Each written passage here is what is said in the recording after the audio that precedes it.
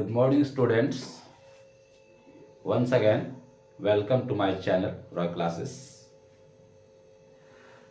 आज मैं आप लोगों को सुभाष चंद्र बोस के बारे में बताने जा रहा हूं।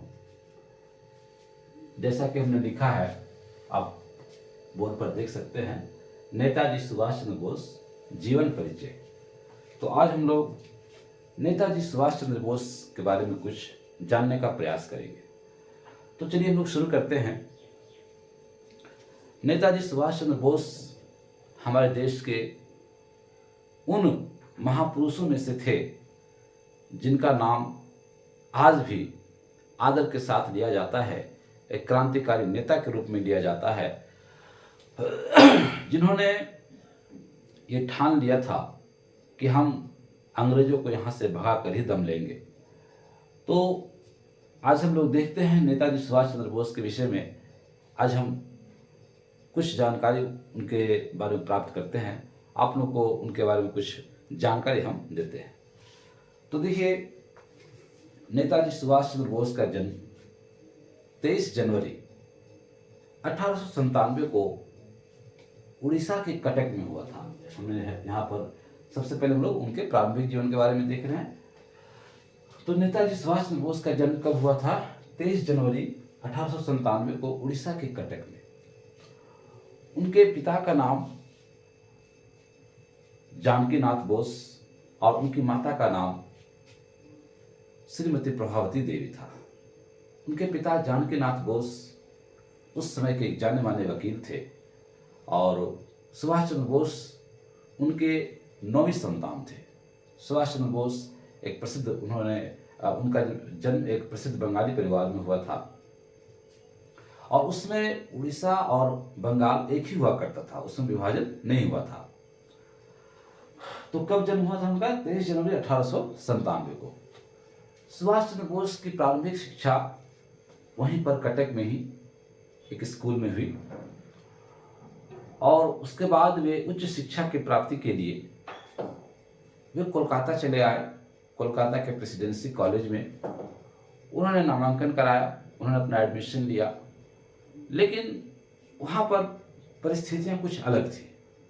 सुभाष चंद्र बोस वहाँ जब पढ़ाई कर रहे थे तो वहाँ के जो अंग्रेज अध्यापक होते थे और जो अंग्रेज छात्र होते थे, वे भारतीयों के साथ बहुत ही गलत सलूक किया करते थे, बहुत ही गलत व्यवहार किया करते थे।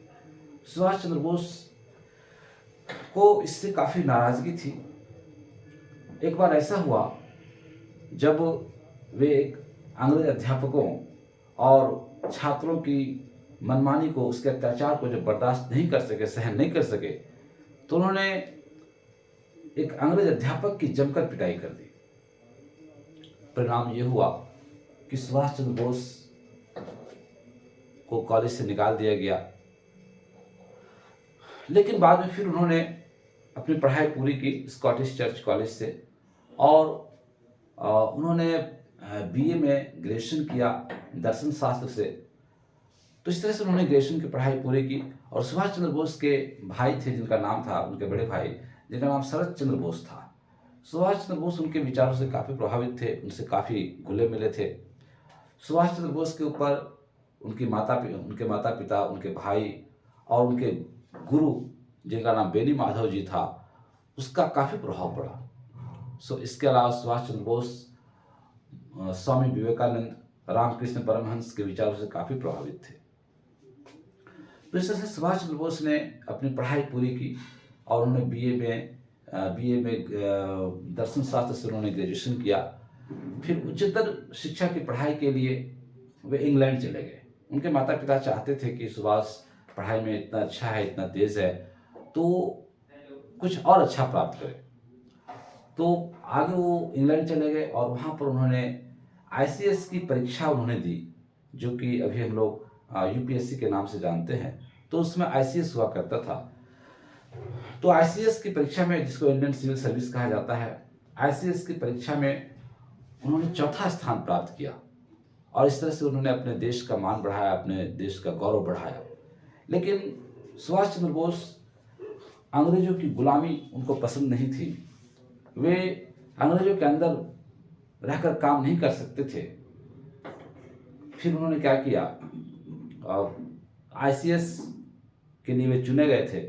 बाद में उन्होंने त्यागपत्र दे दिया और उस समय हमारे देश में महात्मा गांधी के नेतृत्व में असहयोग आंदोलन चलाया जा रहा था। 1920-21 की बात है। असहयोग आंदोलन चलाया जा रहा था। सुभाष चंद्र बोस भारत वापस आ गए और भारतीय राष्ट्रीय कांग्रेस से वे जुड़ गए। यहाँ पर उनकी मुलाकात देशबंधु चित्तरंजन दास से हुई, जिनको वो अपना राजनीतिक गुरु मानने लगे थे। उनसे मुलाकात हुई और जो उस समय बंगाल में असहयोग आंदोलन का नेतृत्व कर रहे थे। तो सुभाष चंद्र बोस ने इस तरह से असहयोग आंदोलन में हिस्सा लिया जो कि अंग्रेजों के खिलाफ था। परिणाम स्वरूप उन्हें देशबंधु चित्तरंजन दास, मौलाना आज़ाद, इन सबों के साथ उनको कई बार जेल की यात्रा भी करनी पड़ी, जेल जाना पड़ा। कई बार जेल गए, कई बार छूटे। इसी क्रम में उनको एक बार मांडले जेल भी भेज दिया गया। ये 1925 की बात है। मांडले जेल भी भेज दिया गया था। तो इस तरह से सुभाष चंद्र बोस का ये राजनीतिक जीवन शुरू हुआ और उन्होंने 1920-21 से अपना राजनीतिक जीवन शुरू किया और इस क्रम में कई बार वो जेल गए। फिर धीरे धीरे वह हमारे देश में काफ़ी प्रचलित होते चले गए, काफ़ी पॉपुलर होते चले गए, काफ़ी लोकप्रिय होते चले गए। और फिर इसी क्रम में सुभाष चंद्र बोस वो जो है 1938 में भारतीय राष्ट्रीय कांग्रेस के अध्यक्ष बने। सुभाष चंद्र बोस भारतीय राष्ट्रीय कांग्रेस के अध्यक्ष बने और उन्होंने इस भारतीय राष्ट्रीय कांग्रेस के अध्यक्ष के रूप में वो एक बहुत महत्वपूर्ण काम करना चाहते थे। उनका मानना था कि हमारी एक सेना हो, हमारा एक संगठन हो। लेकिन इस बात से महात्मा गांधी वह जो है सहमत नहीं थे, तो उनके विचार भिन्न होते चले गए। सुभाष चंद्र बोस काफ़ी गर्म दिमाग के थे, जबकि महात्मा गांधी नरम दिमाग के थे। और सुभाष चंद्र बोस ओजस्वी थे। वो चाहते थे कि हम अहिंसा के बल, वो ये समझते थे कि अहिंसा के बल पर देश को आज़ाद नहीं किया जा सकता। तो इस तरह से सुभाष चंद्र बोस और महात्मा गांधी के विचारों में काफ़ी भिन्नता थी, लेकिन दोनों का उद्देश्य एक था, लक्ष्य एक था, भारत की आज़ादी। फिर जब दूरियां बढ़ती चली गई, महात्मा गांधी और सुभाष चंद्र बोस में जब दूरियां बढ़ती चली गई, तो महात्मा गांधी को लगने लगा कि अब इनको अध्यक्ष पद से हटाया जाए। उन्होंने कहा कि आपको अगला चुनाव नहीं लड़ना होगा, लेकिन सुभाष चंद्र बोस ने नहीं माना। फिर तुरंत 1 साल के बाद ही भारतीय राष्ट्रीय कांग्रेस का चुनाव हुआ अध्यक्ष पद के लिए। उसमें महात्मा गांधी ने पट्टाभी सीतारामैया को उनके अगेंस्ट खड़ा किया, उनके खिलाफ खड़ा किया। और महात्मा गांधी ने कहा था कि अगर सुभाष जीता तो ये मेरी हार होगी। लेकिन महात्मा गांधी के इतना कहने के बाद भी, ऐसा कहने के बावजूद भी सुभाष चंद्र बोस जीते और फिर उन्होंने अध्यक्षता प्राप्त की। लेकिन चूंकि उनकी महात्मा गांधी से पटरी नहीं बैठती थी, विचार भिन्न हो गए थे, अंततः उन्होंने त्यागपत्र दे दिया। वो भारतीय राष्ट्रीय कांग्रेस से अलग हो गए। लेकिन जुनून था देश को आज़ाद कराना। ये उनके मन में था कि चाहे हम किसी भी रूप में रहें, हम देश को आज़ाद कराएंगे। अब इसी बीच क्या हुआ, 1939 में द्वितीय विश्व युद्ध, सेकेंड वर्ल्ड वॉर शुरू हो गया। अब अंग्रेजों को अगर डर था कि अगर यहाँ पर अगर कोई उलटफेर कर सकता है, भारतीयों को जगा सकता है, तो वह है सुभाष। तो उन्होंने क्या किया, सुभाष को अपने घर में कोलकाता में नज़रबंद कर दिया कि ये न कहीं बाहर जाएगा, न लोगों को उकसाएगा और न ही लोग जो है इस हमारे सामने खड़े हो पाएंगे। लेकिन सुभाष चंद्र बोस ने बहुत ही चाल चली और अपने भतीजे शिशिर बोस की सहायता से वे भेष बदल करके कोलकाता से भाग निकले। वहाँ से निकल जाने के बाद वे पेशावर चले गए। पेशावर से होते हुए वे जर्मनी चले गए। जर्मनी में वहाँ पर उन्होंने जाकर उस समय हिटलर से मुलाकात की।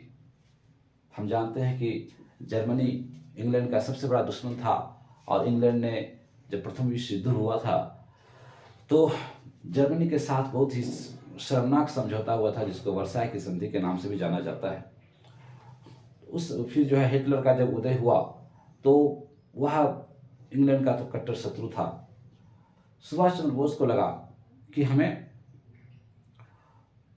हिटलर से मिलना चाहिए, क्योंकि वह हमारे इंग्लैंड का दुश्मन है, अंग्रेजों का दुश्मन है, वही हमारी सहायता कर सकता है।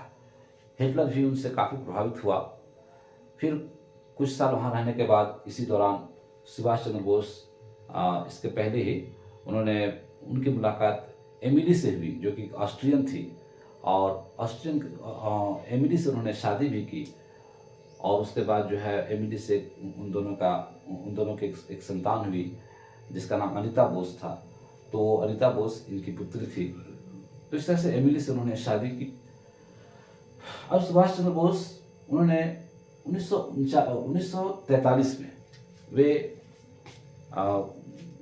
जर्मनी के बाद में जापान गए, फिर जापान से सिंगापुर आए, और 1943 में उन्होंने वहाँ पर INA आज़ाद हिंद फौज इसकी कमान संभाली। तो इसके पहले वो कैप्टन मोहन सिंह से मिले, और उसके बाद आज़ाद हिंद फौज की उन्होंने कमान संभाली, और अंग्रेजों के खिलाफ मोर्चा वहाँ से उन्होंने खोल दिया, और वहीं से वे युद्ध करते रहे। कई मोर्चों पर उन्होंने अंग्रेजों को हराया।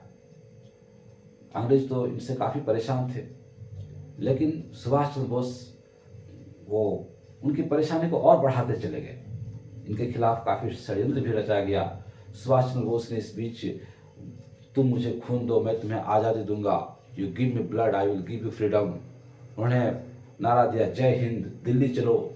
ये उनके कुछ प्रसिद्ध नारे हैं, जिसने भारतीयों के मन में उत्साह का संचार किया, और इस तरह से उन्होंने भारतीयों में एक आज़ादी की प्रेरणा जगाई। आज़ादी के लिए एक नई चिंगारी उन्होंने फूंक दी।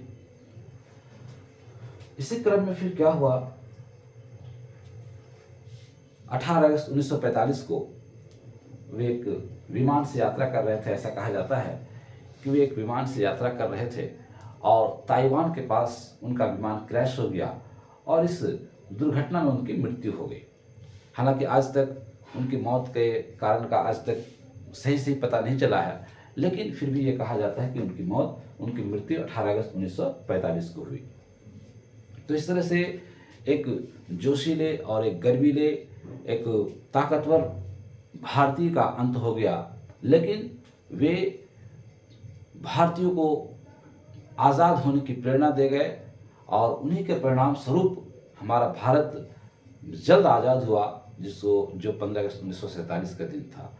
लेकिन भले ही सुभाष चंद्र बोस नहीं रहे, लेकिन उन्होंने भारतीयों में उत्साह का संचार किया, कि जोश का संचार किया, और इस तरह से हमारे देश को आज़ादी मिली 15 अगस्त 1947 को। लेकिन ये देखने के लिए हमारे नेताजी सुभाष चंद्र बोस जीवित नहीं रहे।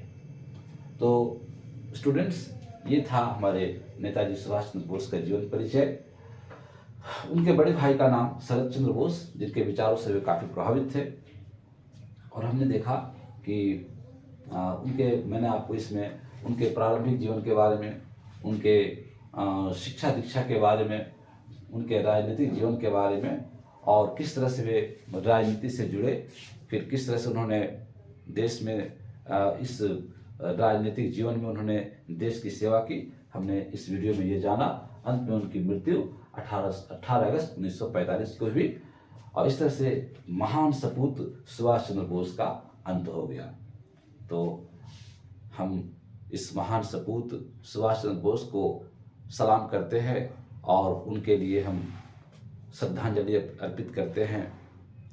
तो स्टूडेंट्स, आज था ये हमारा topic, Netaji Subhash Chandra Bose. Thank you. जय हिंद।